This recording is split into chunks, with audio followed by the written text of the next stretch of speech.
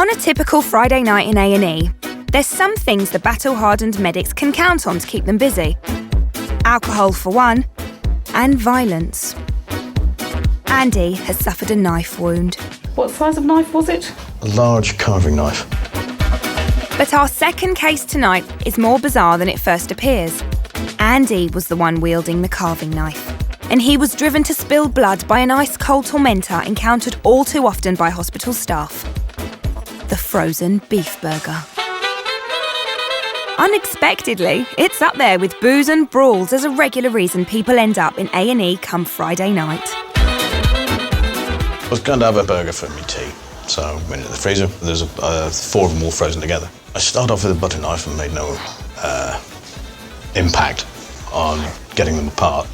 So I moved up to the big guns of a carving knife and pushed, and then it just followed straight through into my hand. It happens most often on a Friday because by that stage of the working week, people are more impatient to feed their faces. The frozen food injury is a very common injury.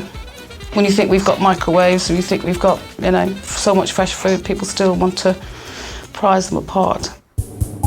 Okay. It sounds daft, but the end result can be serious. The danger is that he could have actually severed one of his tendons. The impact of that would be that he would then have to go to the hand surgeons for surgery and repair of that and be out of action for quite some considerable time.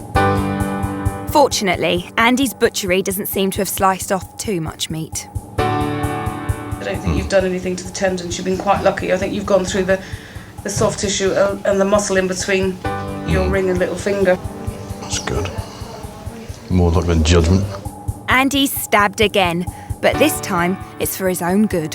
This is the stingy bit.